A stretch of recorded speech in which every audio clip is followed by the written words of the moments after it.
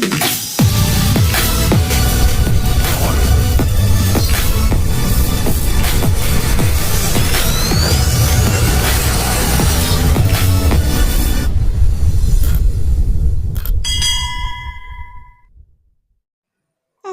আলাইকুম আর্মিরা। এটা কিন্তু কাল্পনিক গল্প, তোমরা সিরিয়াস ভাবে নিও না। তো চলো আমরা আমাদের মূল গল্পে চলে যাই।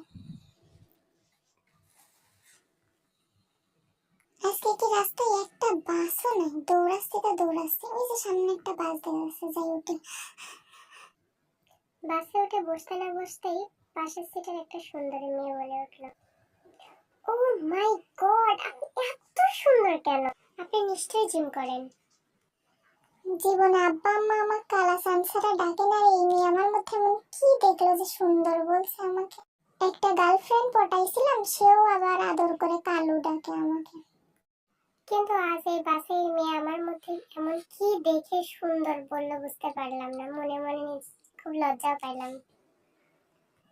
একটু পর আমার পাশে বসা ছেলেটাকে বলল মেয়েটা, এই যে ভাই আপনি উঠুন, আমি এই ভাইয়ের পাশে বসতে চাই, আপনি গিয়ে আমার সিটে বসুন। দেখলাম ছেলেটা সুসুর করে পাশের সারির মেয়েটার সিটে গিয়ে বসলো। মেয়েটা বলল, আমার পাশে খেয়াল করে দেখলাম মেয়েটা বেশ সুন্দর। কয়েকদিন আগে একটা ফেস ওয়াশ কিনেছিলাম, দোকানদার বলেছিল 7 দিন মাখলে ভালো কাজ দেবে, কিন্তু 2 দিনে যেমন ভালো কাজ দেবে জানতামই না। মেয়েটা আমার দিকে মায়া ভরে চোখে তাকিয়ে আছে আর জিজ্ঞাসা করছে, আপনার কি গার্লফ্রেন্ড আছে? লোকাল বাসে সুন্দর মেয়ে পাশে বসলে সব ছেলেরাই সিঙ্গেল হয়ে যায়, আমি আর কি দোষ করি? তাই মেয়েটাকে বললাম, জি না আমি সিঙ্গেল। মেয়েটা এবার সরাসরি বলল, প্রেম করবেন আমার সাথে? মেয়েটার কথা শুনে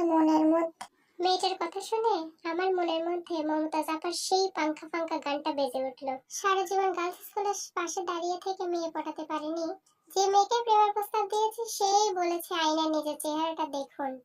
এক মেয়েটা বললো, কয়লার আপনার মধ্যে কোনো ভেদাভেদ নেই, দুটাই কালার। ইস, যদি পাশের মেয়েকে ভিডিও করে দেখাতে পারতাম ওদের।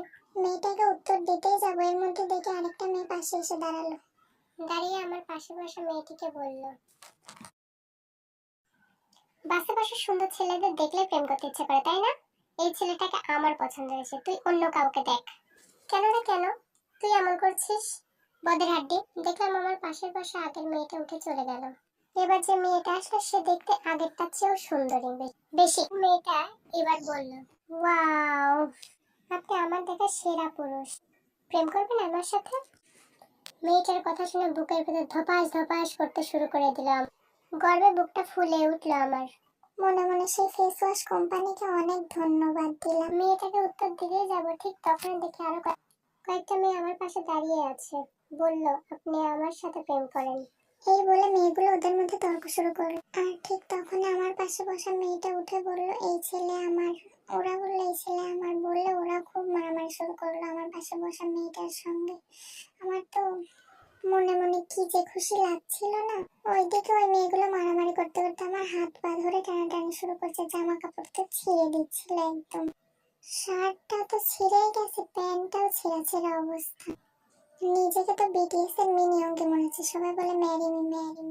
কিছুক্ষণ পর মিনি অঙ্গে ভাবা বাদ দিয়ে জীবন জাঙ্কুক ভাবতে শুরু করলাম, যাকে পাওয়ার জন্য মেয়েরা এত পাগল হয়ে যায়। আহা, সুন্দরী মেয়েরা আমাকে পাওয়ার জন্য আজ মারামারি পর্যন্ত করে, কি যে খুশি লাগছে না বলে বোঝাতে পারবো না। এমন দিনও যে আসবে কখনো কল্পনাও করিনি। এর মধ্যে আবার দেখি বাসের হেল্পার আস্ত বড় একটা লাঠি নিয়ে দৌড়ে দৌড়ে আসছে আর সবাইকে বলছে, এই তোরা থাম, তোরা সব সবার জায়গায় গিয়ে বস, না হলে কিন্তু কারেন্টে শক দিব। সাথে সাথে সব মেয়েগুলো আমাকে ছেড়ে দিয়ে চলে গেল। আমি গাড়ির মধ্যে ধপাস করে পড়ে গেলাম। হেল্পার আমার কাছে এসে কানে কানে বলল, কই মিয়া, আপনি কখন বাসে উঠলেন? ও বুঝছি, সিগারেট কিনতে নামছিলাম তখনই উঠছেন তাই না? ভাই, এই বাস পাবনা যাব, বাসের মধ্যে যারা আছে সবাই পাগল, ওদের সবাইকে পাবনা মানসিক হাসপাতালে নিয়ে যাচ্ছে। হেল্পারের কথা শুনে আমি তো অজ্ঞান হয়ে গেলাম। জ্ঞান ফিরে দেখি আমি পাবনা মানসিক হাসপাতালে।